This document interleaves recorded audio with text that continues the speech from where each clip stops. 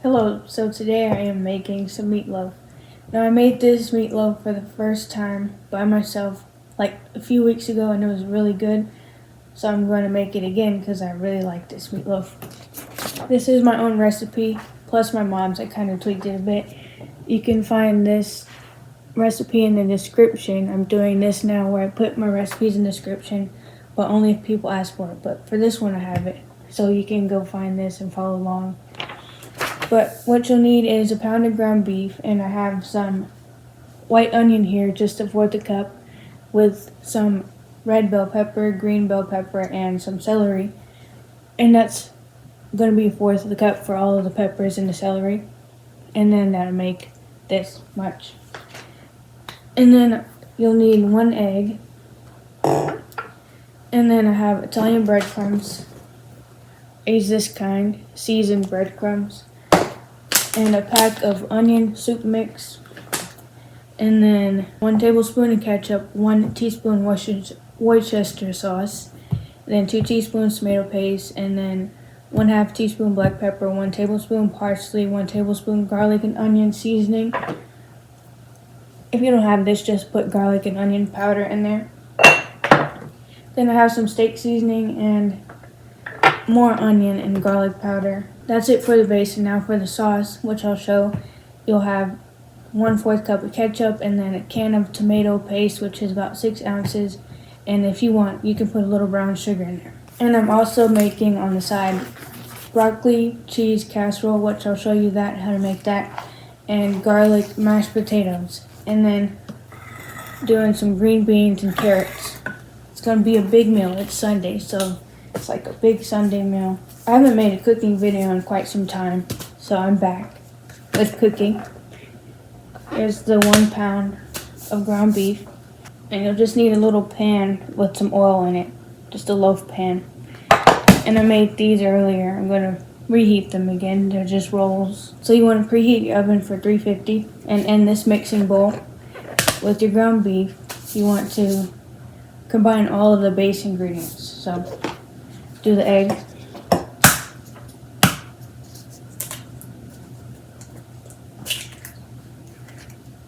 Then I'll put my peppers and onions.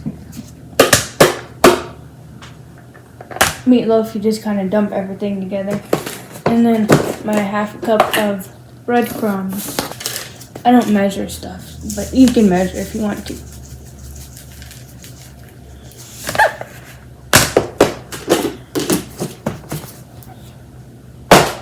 Now this recipe, I make it, and I put a lot of seasoning in it. My dad, he was like, it was too much seasoning, but I actually enjoyed this recipe.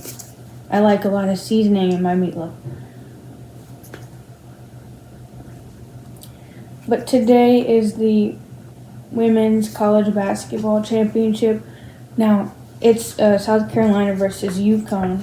Paige Beckers of UConn is playing. She's one of my favorite players. I didn't expect UConn to make it this far. They usually never do, that's why I was shocked. And I didn't watch the game yet, but I already got spoiled on who won. Don't go on social media on game day. Okay. Here's how it looks. I just put tomato paste in there, and I have some steak seasoning. And I saw this in the in the pantry. It's just prime rib seasoning. Now, I haven't put this in here before, but I'm just going to put a little bit.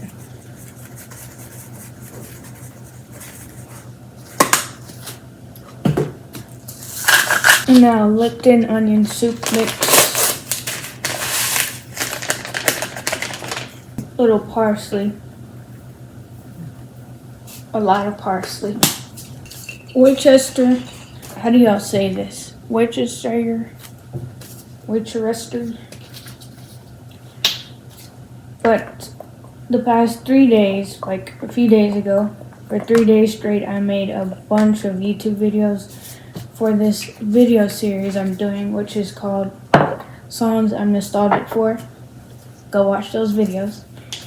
I'll link it down below if I remember.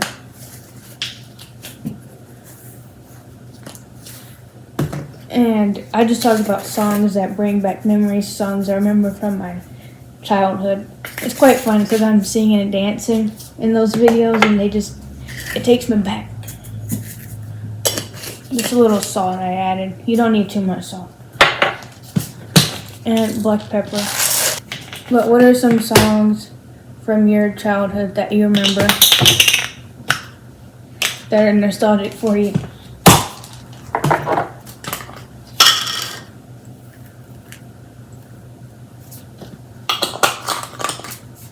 And some songs, Whitney Houston, Aretha Franklin, Tina Turner, Shaka Khan. Those artists are artists I listened to when I was younger. So, and of course, like pop music from like 2010s and up.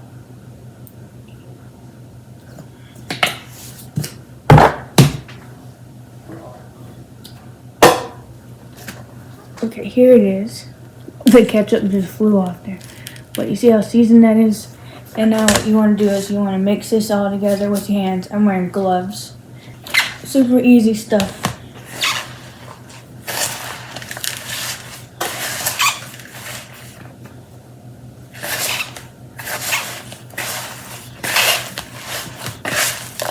But since I talked about basketball,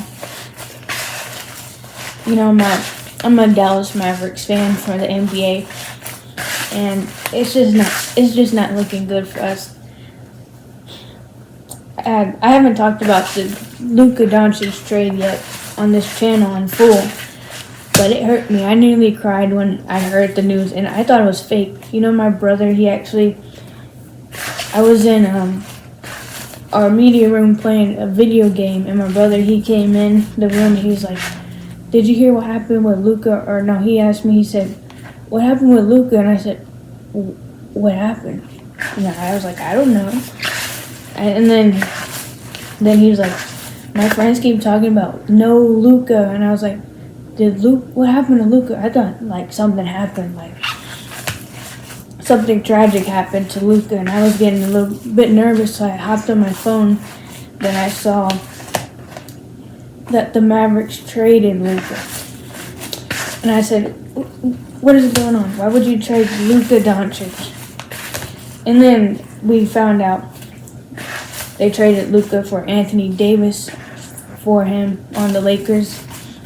And now, don't get me wrong, Anthony, it's April 6th, so he's only played maybe 5 games with Dallas currently.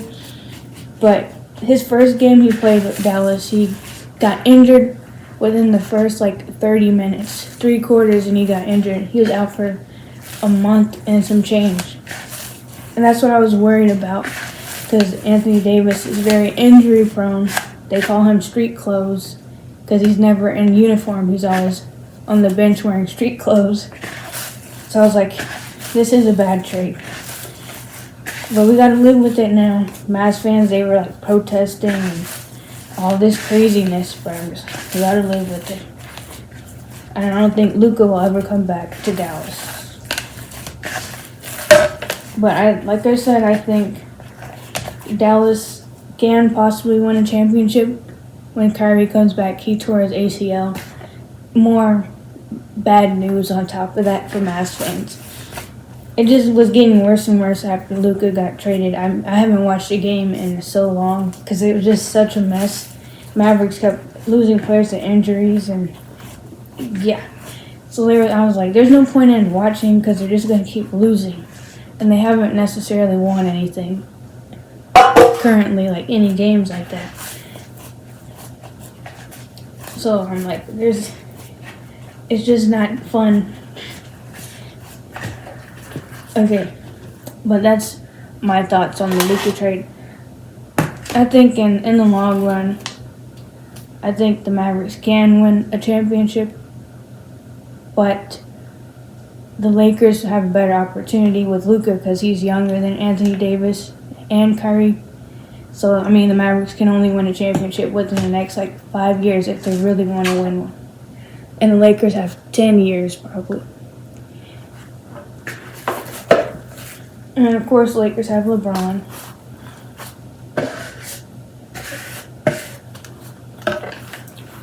Okay, now it's all mixed up. You don't want to over mix it. But now that this is all mixed up, then you put this in the pan like this, and you just kind of smash this down in your loaf pan. And there's the meatloaf. A lot of veggies in there. You can see the seasonings. Now I'm making the meatloaf sauce that goes on top of the meatloaf. So I'm going to get 2 teaspoons of brown sugar. I'm using pure cane light brown sugar. Then I have about 1/4 cup of tomato paste. It's been in the freezer, so don't worry about that date. And then a little bit of ketchup.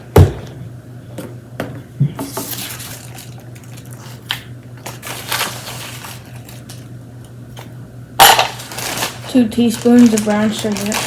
Bookmark this video and we'll see if I'm correct about my statement about Dallas winning a championship before the Lakers. If I'm wrong, then oh well. But about this sauce, I think it tasted really good with tomato paste on top instead of just ketchup. So I think the tomato paste you should have more than that, more than ketchup in it. So make it be that uneven ratio, more tomato paste than ketchup. Okay, I'm going to put all this in here. I think one of my favorite parts about meatloaf is the sauce on the top. I don't know, I like tomatoes.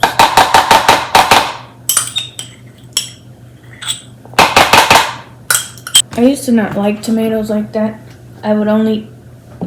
This would be the only tomato I'd eat, ketchup. And there's probably barely any tomatoes in here anyways. But now I eat tomatoes a lot more.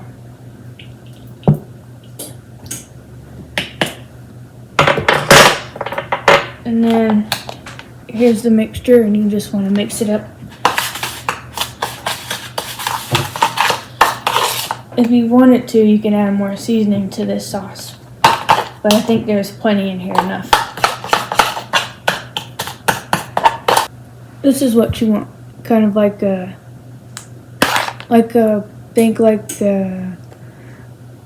pizza sauce, but a little thicker. Then you want to dump the sauce on top of your uncooked raw meatloaf.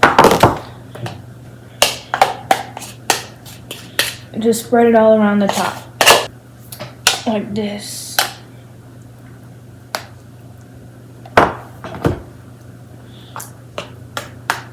But going back, like I said, I spent about 3 days making a bunch of videos for my series, Songs I'm Nostalgic For, and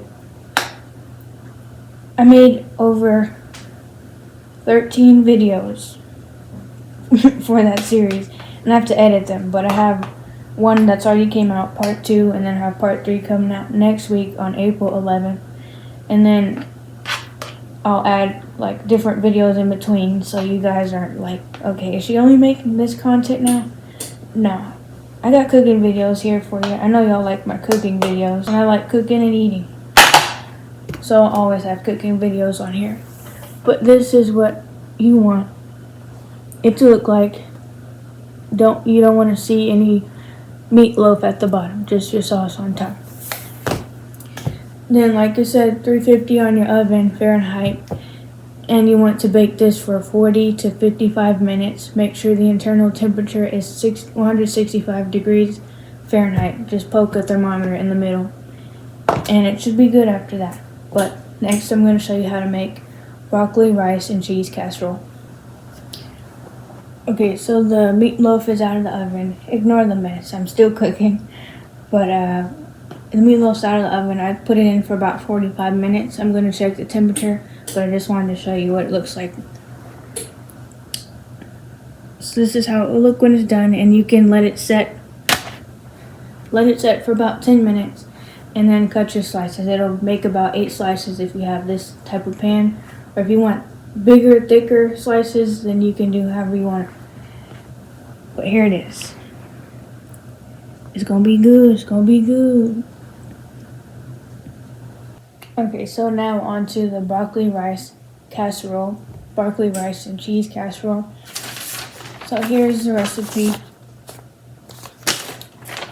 And if you want me to put this in the description, just comment down below if you want this.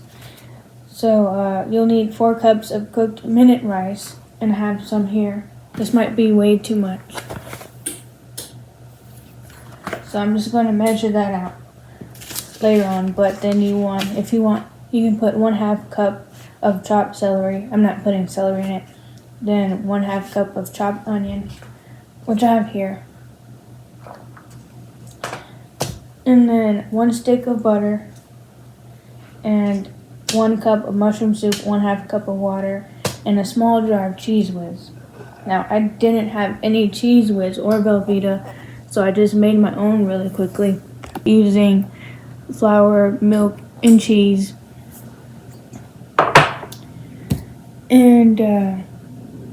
And butter. This is a recipe. It's called The Recipe Critic. That's the recipe. 4 ingredient cheese sauce if you want to make some of this. And then I have some frozen broccoli I defrosted and then chopped up. It's about 3 cups of chopped, well, about maybe 2.5 cups, 2.25 cups of broccoli. So you want to cook your rice first according to how the box says for your minute rice, and then you want to saute your onions and celery in some melted butter on low heat. So I'm going to melt my butter first.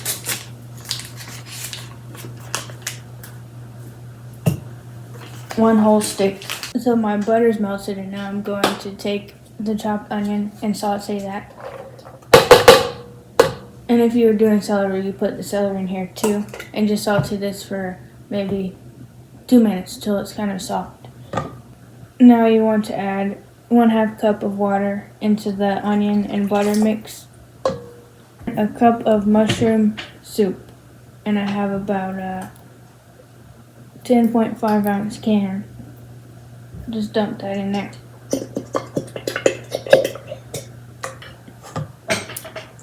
And then mix that together.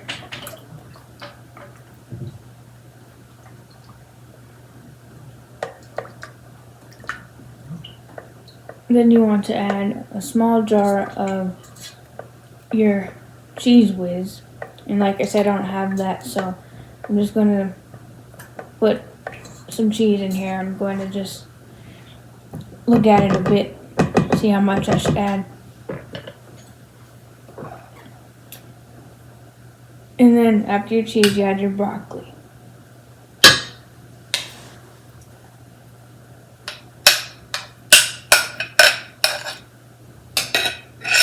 That's more than a jar, but I like being extra. And then mix that. So you have your cheese sauce and your mushroom soup, and you see you want it to look like that. And then add in all of your broccoli. My mom, she made this on Thanksgiving, 2024 Thanksgiving, and it was really good. So I'm making it now because I remembered about it, but she probably will make a better one than I do. Alright, you could probably eat this right now like a broccoli cheese soup. Okay, now after the broccoli, add your rice in, and I'm going to see about it, as I say, with my rice. I followed the recipe about 4 cups, but it looks like too much rice, so I'll let you know. Take your rice and you want to mix it with your sauce. That's how you make broccoli rice casserole. The base, anyways.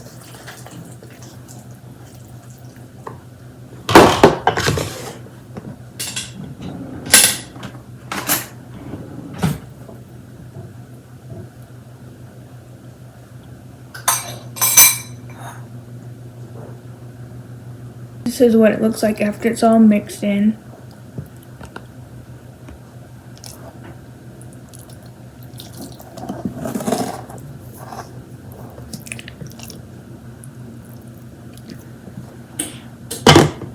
So I'd say you're good with only using maybe 3 cups of rice, unless you want extra rice over, just to have. But I have a casserole dish here, and I greased it a little bit.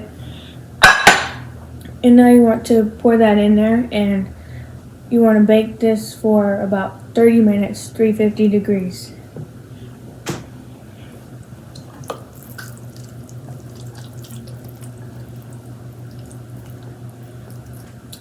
And if you want, you can add more cheese on top. I won't do that because it's very cheesy already. And you know I like to add cheese on stuff. But, yeah, that's how you make this. And just like I said, bake it 350, 30 minutes. And next I'm going to show you how I make my garlic and herb mashed potatoes. Alright, so this is how I make the mashed potatoes. I just made some dehydrated potatoes real quick.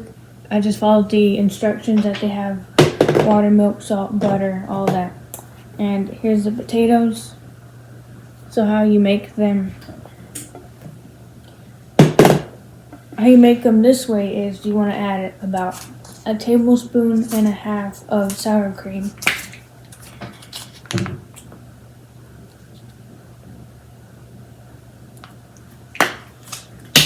And then some garlic, minced garlic.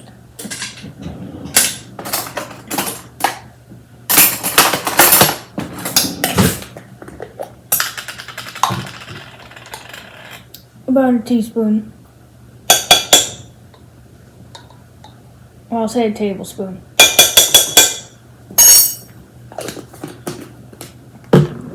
And then a little onion powder here.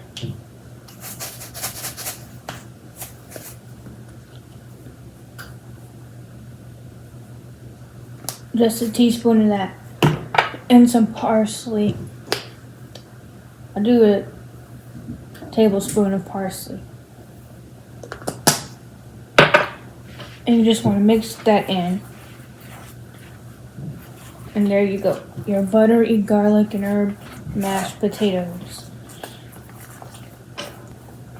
Just use instant potatoes if you want. You can do real potatoes and cut them up, chop them, boil them yourself. This is faster. Here's how it looks. There you go. If you don't like them that thick, you can just add some more milk to them. But I'll show you everything when it's done, and pretty much done cooking for tonight. So now we get to eat. So I have finally finished dinner. Here's all the stuff laid out. It only took me maybe 2.5 hours. So here's the meatloaf again. It's like glistening like me. And this just finished the broccoli rice casserole. 30 minutes in the oven. And here are the mashed potatoes again. I added a little milk to them so they aren't as thick. And then the rolls. And green beans and carrot mix. I just put 2 cans together and put them on the stove top. But that's it for this video. Thank you for watching. Subscribe to my channel. My goal is to get 200 subscribers. I'm at 150 currently on April 6, 2025. So help me reach my goal. Like this video and comment down below again what songs you're nostalgic for. And also let me know if you made this recipe and if you will make this recipe. Once again, this meatloaf recipe specifically is in the description. Just click on the link and it'll take you to a Google Doc where I put the recipe at. So Thanks again, and see you next video. See ya.